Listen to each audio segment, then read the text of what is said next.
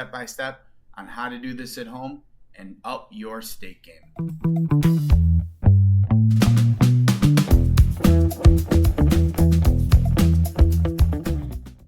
We want a nice thick cut of meat for our reverse sear. This tomahawk steak is amazing. Ribeyes are great because they have a giant center eye, but they also have a delicious finalis. The only problem is they cook up at different rates. We're going to start by drizzling it with some olive oil. I want to rub it evenly all over. This is going to help the seasoning to stick when that time comes and also add a little extra fat to our steak. For our seasoning, I'm using a coffee rub. So it's got some cumin, brown sugar, granulated garlic, cayenne, fresh ground coffee, paprika. Absolutely delicious. I love it with steak, especially a fatty, steaky cut like a ribeye. And this tomahawk is going to be amazing with this rub. So you want to evenly rub the coating all over the steak. You want to get the sides, the top, the bottom, and then we're going to leave it to cure for 10 to 15 minutes, allowing the moisture to release from the steak and reabsorb some of that seasoning. You can see how the seasoning's changed color and gotten really wet. That's from the moisture being pulled out like we talked about. It's the whole curing process. It's gorgeous. Now let's get the thermometer in here and get it in the oven. I love these probe thermometers. They're fantastic because the thermometer stays in the whole time, while the actual data part of it stays outside of the oven and alerts you when it's ready. We're setting the thermometer to 122 degrees, and we're going to put it in the center of the fatty part of the steak.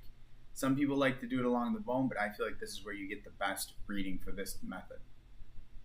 So the steak cooked in a 210 degree oven for about 90 minutes for this size steak.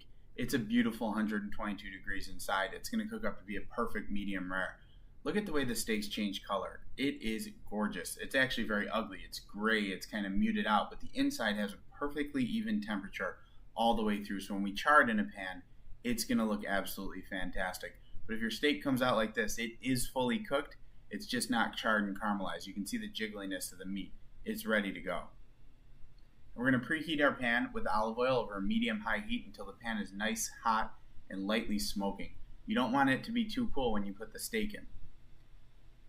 Look at that smoke. It looks perfect. Steak goes down, and we're going to let this cook and caramelize on one side until it's a beautiful golden brown color. That's what we're looking for. This is our only chance to get that great crust on that steak, that memorable steakhouse char.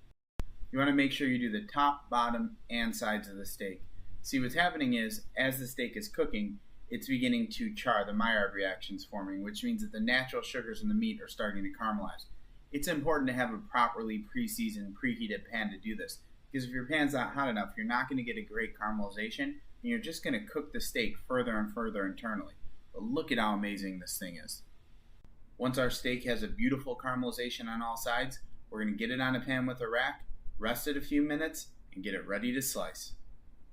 Resting is another extremely important step in cooking steak. What's happening is the muscle fibers start to relax and absorb any juices that are flowing inside.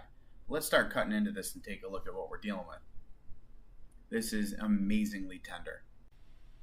A good sharp knife is essential when you're cutting a steak. You don't want to shred it, but look at how that spinalis is cooked up perfectly, the tail end of the ribeye.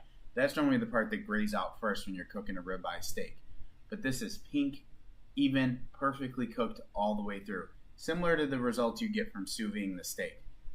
Cut your steak thick because it's going to give you a chance to really take advantage of and enjoy all the different textures and flavors in the steak and give a little bit of chew to this extremely tender piece of meat.